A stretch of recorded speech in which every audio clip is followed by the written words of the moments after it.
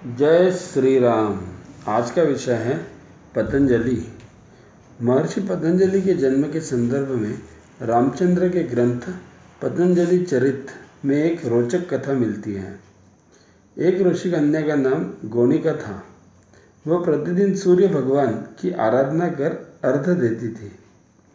उसकी एक ही कामना थी कि एक तेजस्वी पुत्र प्राप्त हो।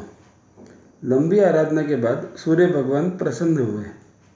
एक दिन वह दोनों हाथों से अंजलि बांधकर अर्घ्य दे रही थी। नेत्र बंद थे। तभी शेषनाग एक ऋषि का रूप धारण करके प्रकट हो गोनिका की अंजलि में विराजमान हुए। परंतु दोनों हथेलियों के बीच में कुछ सांस खाली स्थान होने के कारण वे अंजलि से नीचे गिर पड़े। जब गोनिका ने नेत्र खोले तो सूर्य भगवान के वरदान से ऋषि को पुत्र रूप में पाकर वह अत्यंत प्रसन्न हो गई। अंजलि से पतन यानी गिरना होने के कारण ऋषि को पतंजलि कहा जाने लगा। इन्हें शेषनाग का अवतार माना जाता है।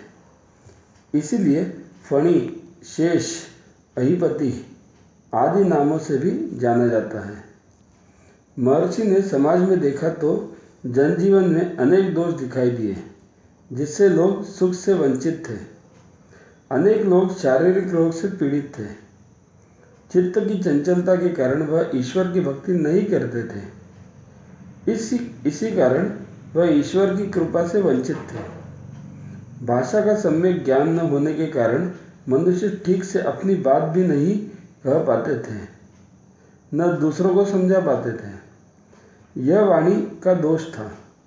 इन तीनों दोषों को दूर करने के लिए मानव कल्याण के उद्देश्य से महर्षि ने 3 ग्रंथों की रचना की। इस संबंध में एक श्लोक प्रचलित है।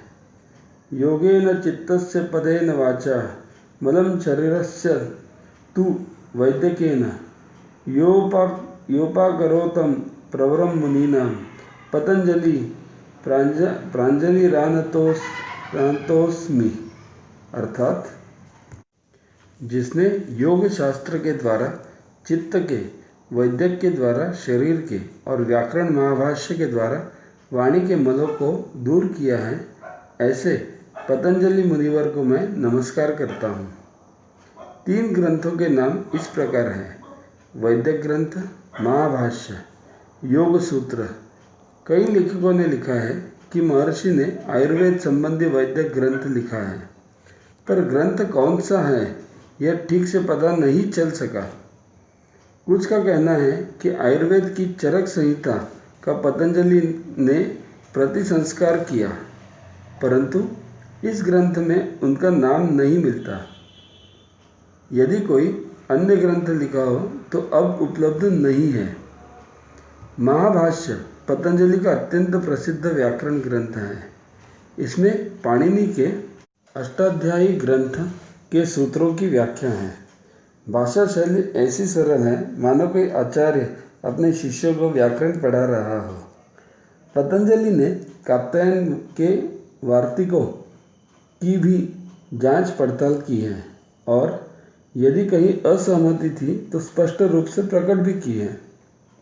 महर्षि पाणिनि की विद्वत्ता से ऐसे श्रद्धावान हो उठे कि उन्हें भगवान कह दिया। महाभाष्य में उदाहरण के लिए अपने समय के व्यक्तियों और घटनाओं का उपयोग करने से ऐतिहासिक, राजनीतिक, सामाजिक व आर्थिक जानकारी भी मिलती है।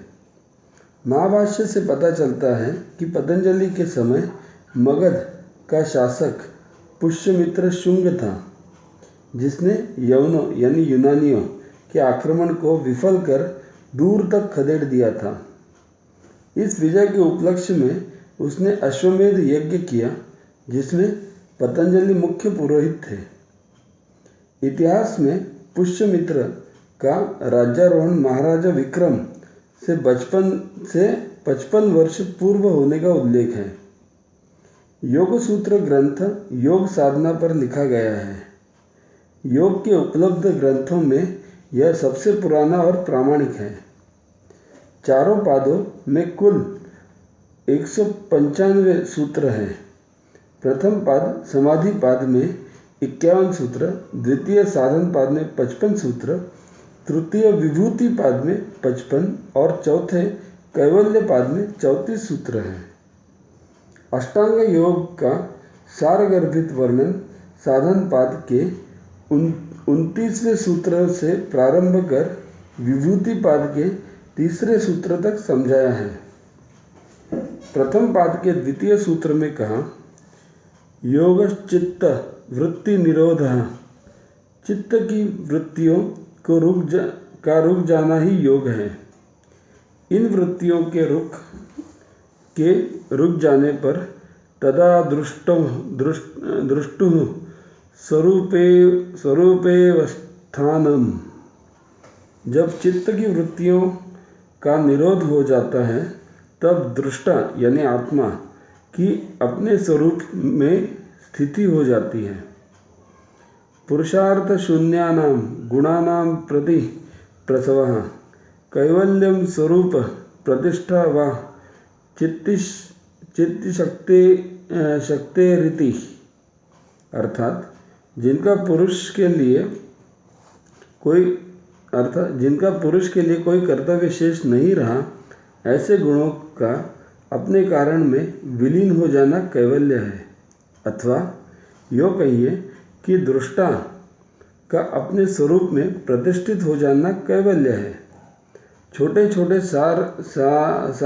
सागर्भित सूत्रों के द्वारा महर्षि ने सबकी समझ में आ जाने लायक, जिसे मोक्ष, कैवल्य या परम पद कहते हैं, की प्राप्ति का मार्ग बताया है। भारत माता की जय।